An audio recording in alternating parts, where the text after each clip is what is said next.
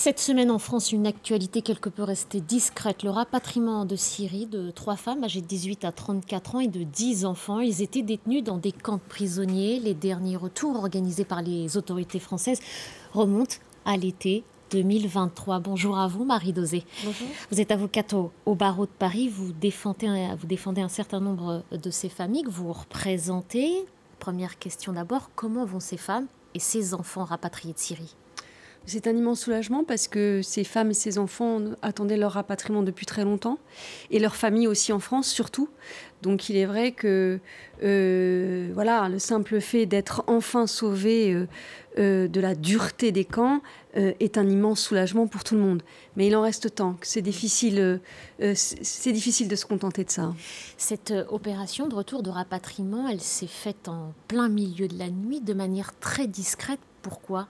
Oui, toujours. C'est une opération qui est assez compliquée à mener, qui est menée par notamment le Quai d'Orsay, les services, en relation avec les autorités kurdes là-bas. Nous sommes, je dis nous, parce qu'on est un collectif d'avocats, nous sommes déjà rendus dans les camps à plusieurs reprises, au centre Orkesh aussi, où sont détenus certains jeunes majeurs qui malheureusement n'ont pas été rapatriés. La vérité, c'est que nous avions sollicité le rapatriement du double de Français majeurs et mineurs et que seulement la moitié sont rentrés. Donc il est vrai que nous sommes quand même quelque peu déçus. Et est-ce qu'il y a une forme d'embarras aussi pour Paris d'organiser ces rapatriements de manière très discrète parce que la France avait suspendu ses retours à l'été 2023 alors que la justice l'y contraint en principe ? Alors en fait, la France a été encore récemment condamnée pour refuser de façon arbitraire de rapatrier certains de ses enfants, certaines de ses mères, certains aussi de ces jeunes majeurs. Ce qui prédomine encore et toujours, et c'est dommage, c'est l'arbitraire. C'est-à-dire que vous voyez là, il y a une jeune majeure qui est entrée dans le camp, elle avait 12 ans. Et puis voilà 6 ans qu'elle attendait. Elle a 18 ans, elle a demandé son rapatriement, elle a été rapatriée. Pour autant, dans la tente à côté, 2 sœurs qui ont vécu exactement la même histoire, qui elles aussi sont rentrées dans le camp alors qu'elles avaient 12-13 ans, qui n'ont absolument rien demandé et qui ont voulu tout sauf être emmenées par leurs parents en Syrie, ont demandé leur rapatriement parce qu'elles sont majeures et la France a refusé de les rapatrier. Donc on est toujours sur cet arbitraire absolument incompréhensible. Il n'y a pas de motif. Qu'est-ce qu'on vous répond ? On ne me répond pas. Alors, on nous a répondu pendant longtemps que les opérations de rapatriement étaient gelées parce qu'il était beaucoup trop compliqué pour la France de s'y rendre, pendant que les autres pays européens rapatriaient. Et même l'Ukraine, pays en guerre, a réussi une opération de rapatriement quand la France expliquait devant les juridictions françaises que c'était beaucoup trop dangereux pour elle. Donc, tout ça n'avait strictement aucun sens. Là, aujourd'hui, je constate qu'on reste encore dans l'arbitraire. Et donc, on continuera, nous, à se battre pour que tous ces enfants puissent rentrer. Il y a un argument qui a été avancé par moment Marie Dosé, qui avait notamment fait reculer les autorités françaises, je crois que c'était en 2017, alors que tout était prêt, c'est la réaction de l'opinion publique française, qui ne serait pas prête à accepter ces retours. Est-ce qu'aujourd'hui, on peut la mesurer, cette acceptation de la part des Français de ces éventuels retours en France ? Écoutez, j'en sais trop rien. Moi, ce que je sais, je le dis souvent, c'est qu'au tout début, j'étais vraiment acculée par des réactions très très dures sur ce sujet et qu'aujourd'hui, je pense quand même qu'il y a un certain nombre de personnes qui ont compris qu'il s'agissait d'enfants et qu'on est un pays suffisamment démocratique et marqué par toute une histoire des droits de l'homme pour savoir qu'on n'a pas le droit de faire payer à des enfants les crimes que leurs parents ont commis. Voilà, je crois que c'est ça surtout qu'il faut retenir.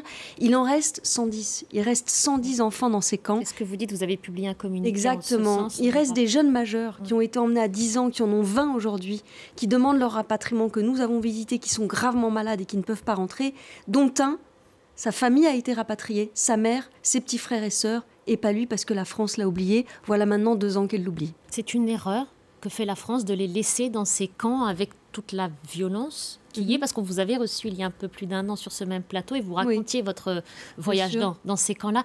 Est-ce qu'aujourd'hui, la France fait une erreur en les laissant dans ces camps-là ? C'est plus qu'une erreur, c'est une faute. C'est une faute que nous paierons et c'est une faute qui n'est pas digne d'un pays comme le nôtre.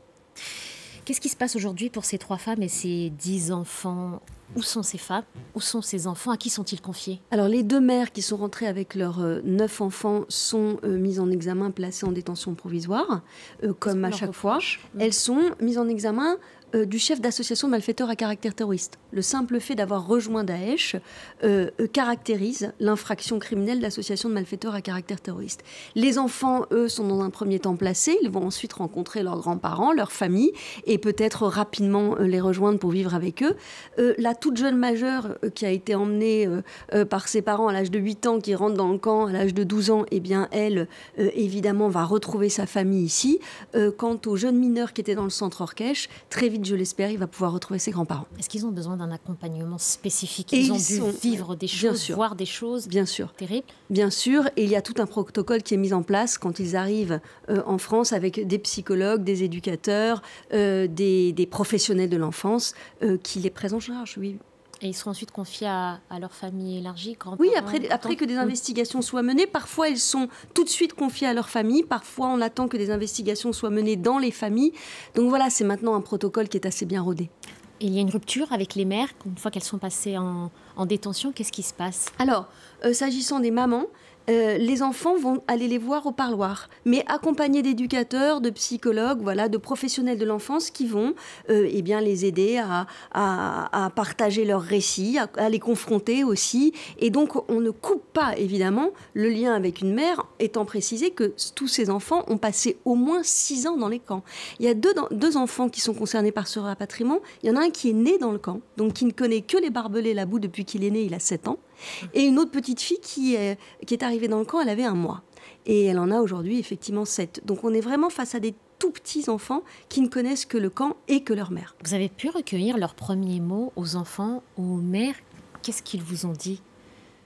Nous, on est de toute façon en contact avec elles et avec eux, puis on les a vus là-bas. Moi, ce que je peux vous dire, c'est qu'ils attendaient vraiment depuis longtemps et avec impatience de rentrer chez eux, c'est-à-dire ici. Et quant à leur voyage en Syrie, elles vous en ont parlé? Est-ce qu'à un moment, elles regrettent? Est-ce qu'elles vous expliquent dans quelles circonstances elles se sont rendues sur place? Oui, tout ça, ça fait l'objet d'une instruction judiciaire. Donc, il y a effectivement, évidemment, du regret. Il y a aussi des prises de conscience. Ça se travaille. La mise en responsabilité doit être aussi eh bien, éprouvée dans le cadre d'une information judiciaire qui va durer des années. Ces femmes vont être jugées dans des années. Il y a un gros travail à faire, judiciaire, mais pas que.